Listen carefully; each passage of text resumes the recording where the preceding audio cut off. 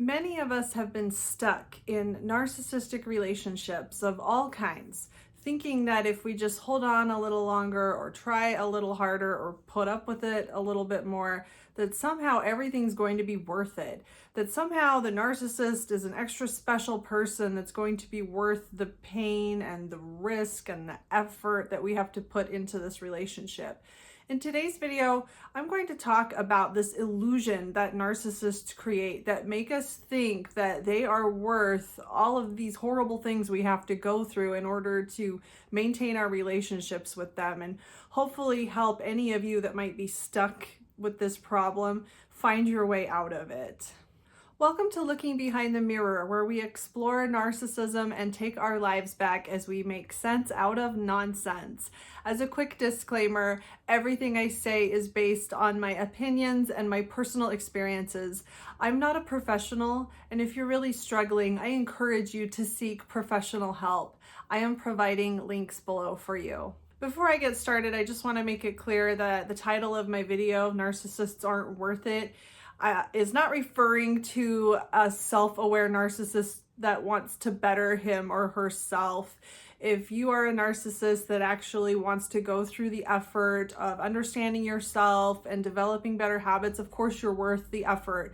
You're worth whatever it is you need to put into yourself to make yourself the best person you can be. So that is not what I'm talking about in this video. I'm talking about people that are in abusive relationships with narcissists that are under some kind of spell, I would call it, under the belief and the illusion that the narcissist is some special, awesome person that's worth all of this pain, that somehow there's going to be some great payoff, some big reward if we just stick it out a little bit longer, if we just stay with this person. This is a really powerful illusion that can cause a lot of really unnecessary suffering that just goes on endlessly. But why is this? Why do we invest so much of ourselves and endure so much pain for somebody that in reality really doesn't give us back much of anything at all? I think a lot of this starts with the origin of the relationship. Narcissists, whether they do it consciously or not, seek out people who are vulnerable. They seek out vulnerabilities to exploit. They seek out people that they will be able to control with those vulnerabilities. So many of us, when we enter into these relationships with narcissists, we are unknowingly being taken advantage of in a customized sort of way based on our specific vulnerabilities. It could be all kinds of things. Maybe you just got divorced, or maybe you just had a really serious, upsetting breakup with somebody. Maybe you've lost somebody. Maybe somebody really important to you has passed away, or maybe you just lost your job, or maybe you just went through, or you're going through some really serious health problems, or maybe some mental health problems you're dealing with. Maybe you're dealing with a dysfunctional family, or maybe addictions or financial struggles. Maybe you're just really lonely. Maybe you just really struggle with self-worth issues, or maybe you did when you first met the narcissist. And the narcissist has a way of finding these vulnerabilities within us and then presenting themselves as the solution to whatever is most troubling us at the time we meet them. And not all narcissists do this successfully. You've probably met lots of people that would have done this if they could have figured out what your vulnerability was and it just didn't work, right? But if you happen to bump into a narcissist in your life at a time in your life where you had a great vulnerability, and if that narcissist happened to be able to figure out what the vulnerability was and happened to be able to present themselves as the solution, you probably ended up getting hooked into a very intense relationship that you later had a very hard time getting out of, or you're having a hard time getting out of right now. Because when this happens, when a narcissist is able to present themselves as the solution to something that's really troubling you and stressing you out, it feels like a huge relief to find them. It feels like you've found your soulmate or your twin flame, or maybe if it's not a romantic relationship, it just feels like you've met the answer to your prayers. One way or the other, you're going to get this rush of dopamine and this feeling of relief that you've found something that's going to help you with whatever it is you're struggling with. If you're lonely, you might feel this huge rush of dopamine and this feeling that you're never going to feel lonely again. Or if this person is presenting themselves as the solution to some really troubling financial problems you're having, that can create a huge rush of dopamine and really powerful feelings of relief that can bond you to this person. Whatever specifically may have happened for you in the beginning of a narcissistic relationship made you feel like this person was a lot more than they actually were. It convinced you that this person was going to be the solution to a problem that you had at the time, and this made like fireworks go off in your head. It made your brain perceive this person as somebody that was going to make you feel very good in whatever way the person was going to do that for you, by solving your problems, by pulling you out of loneliness or stress or fear or whatever you were dealing with. And this was the moment where your brain extremely over exaggerated how great of a person this was. And so after that happens, you get hooked.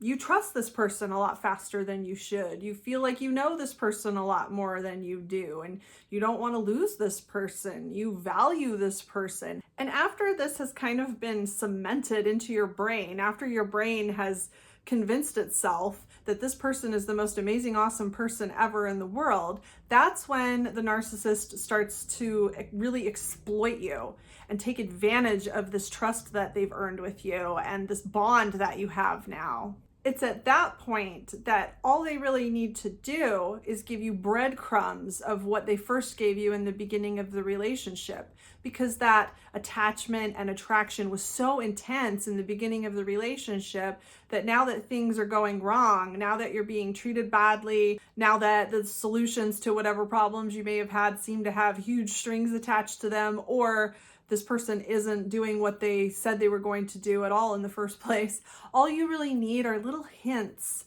of whatever attracted you to this person in the beginning. Little hints, little breadcrumbs to make those fireworks go off in your brain again and make you believe that, okay, this amazing, awesome person is really still here somewhere. I just need to hang on. I just need to be patient, or I just need to try harder. I'm the one who's failing here, because a lot of narcissists will turn around and blame it on you.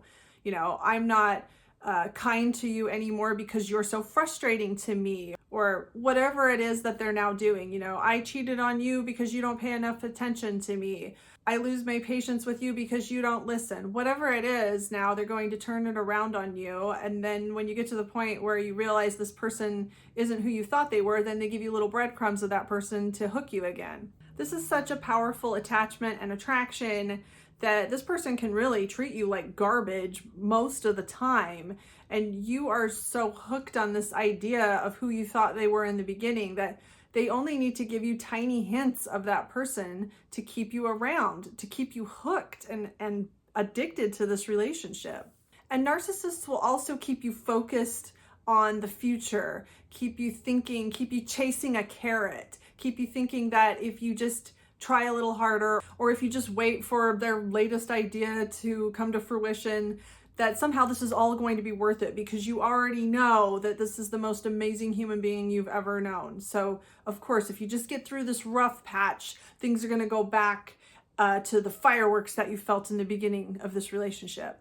Now, the real problem here and the tragedy is that nothing you were sold in the beginning of the relationship was realistic.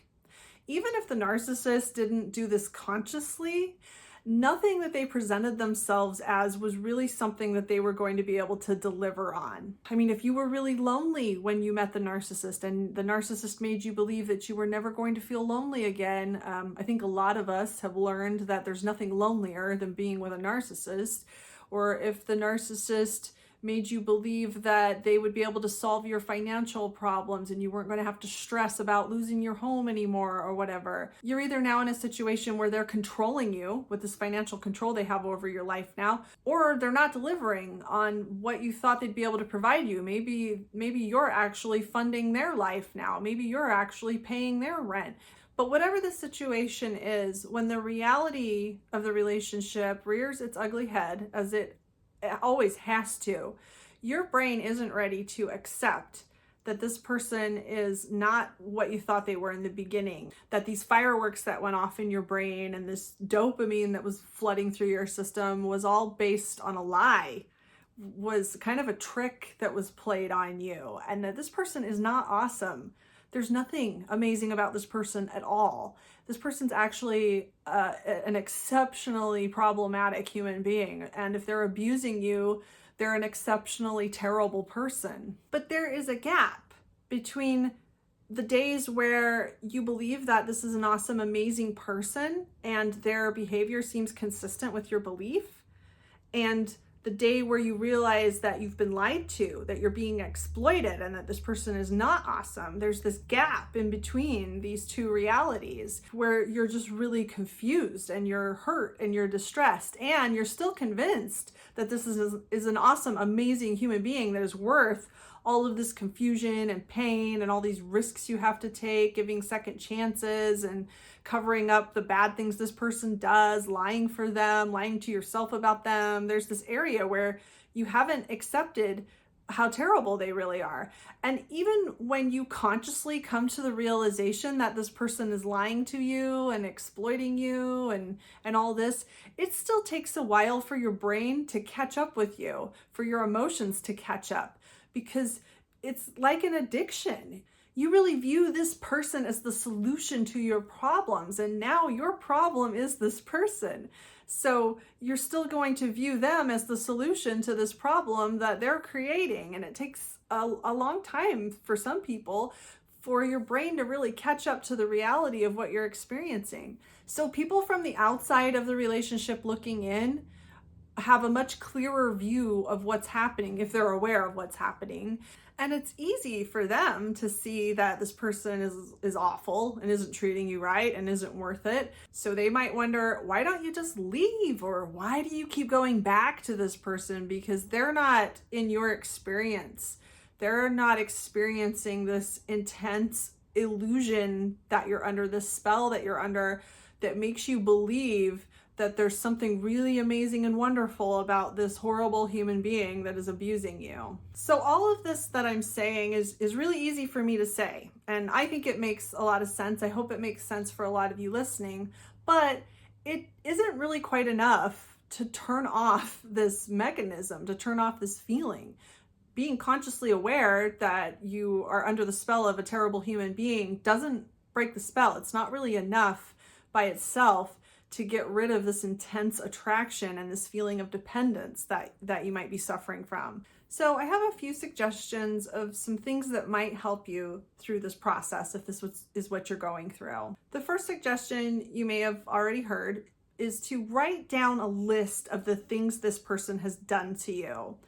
I know for me, in one particular situation I was in, where I was really struggling with this particular problem, when I sat down and actually wrote a list of everything this person had done to me, and then I stood back and looked at the list, it really woke me up. That really absolutely broke the spell pretty much in an instant when I did that. Now, I was in other situations later in my life where that wasn't so simple and that didn't work so well, but it's definitely something, I think, in any kind of situation where you're trying to break the spell of an abusive relationship, it's something worth doing, even if it's not enough to break the spell by itself.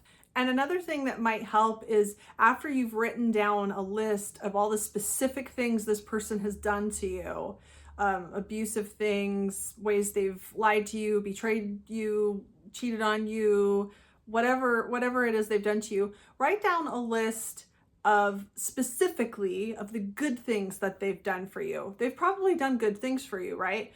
And I think in a lot of these situations, when you look at the list of the good things they've done for you compared to the ways they've hurt you and abused you and exploited you, I think it can help you see a little more clearly how the things that you've had to put up with for the things they've given you are not worth it, because the things that a narcissist will give you are things that people will give you without making you suffer for them. Another thing that might help is if you really sit down and think about how this person makes you feel in real life.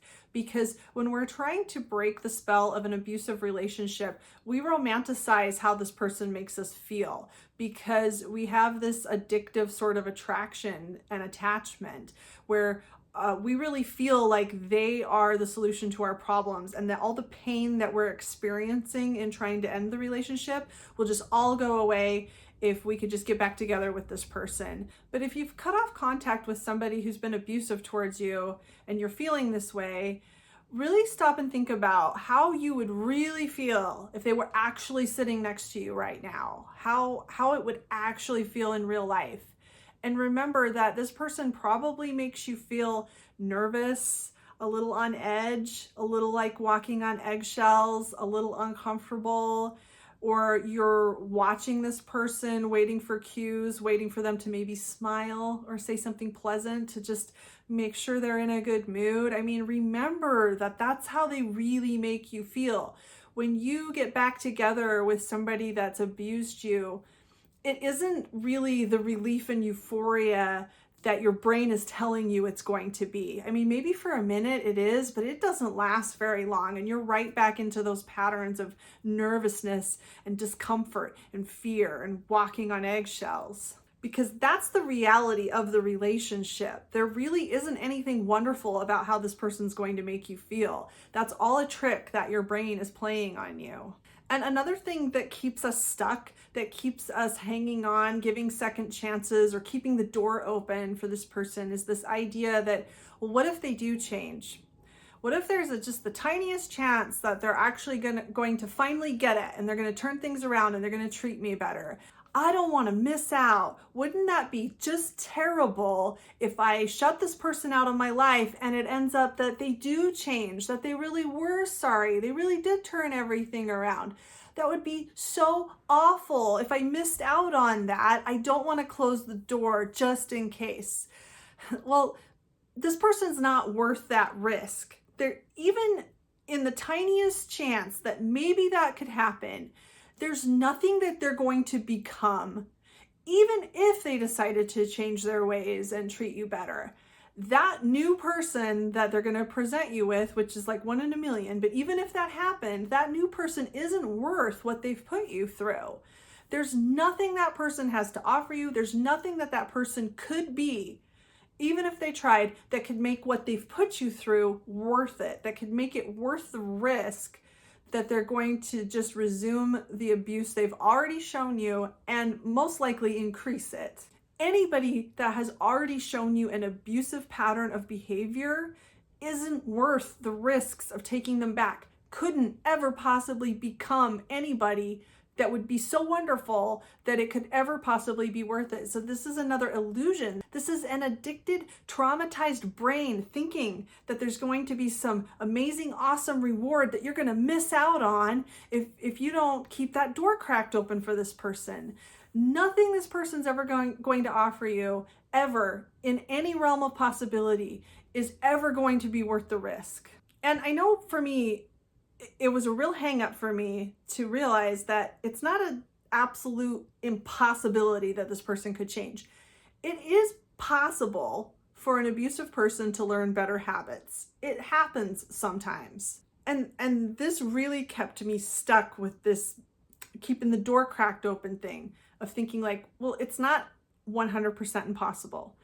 But now that I've gone through everything and I'm out the other side of it, I can look back with clarity and see that it pretty much is impossible, even if it's not, and it's not worth the risk. And really, in reality, this is sort of like jumping off a cliff on the off chance that you're not going to be smashed to pieces on the ground below, or jumping out of an airplane without a parachute on the off chance that you're going to survive the landing, or jumping in front of a moving train because, you know, it's not impossible for you to survive these things.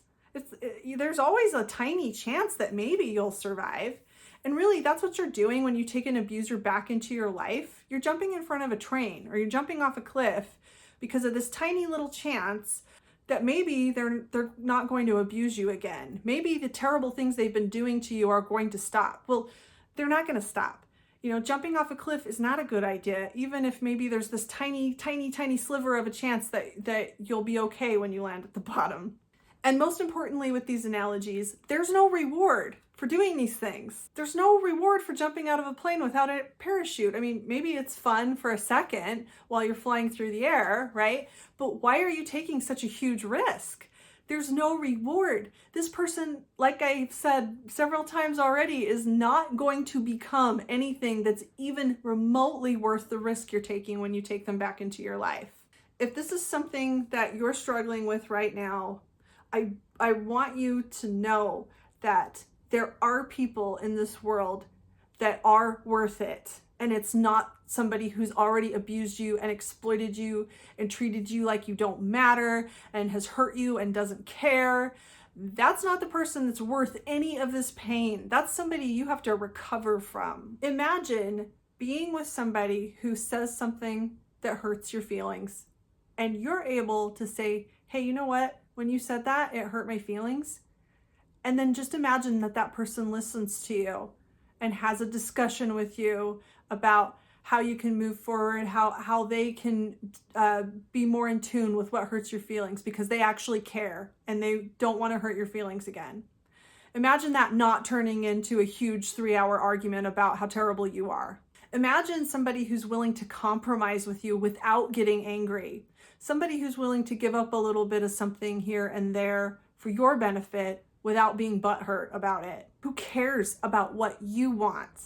Who cares about what you want to do, about what your preferences are? Who takes those things into consideration when they make their own decisions? Imagine somebody who treats you this way because they want to, and you don't have to beg them or explain it to them 100 times or get down on your knees crying in tears, trying to explain how much they've hurt you 1,000 times before they finally understand or care about it at all. Imagine somebody that just treats you like you matter.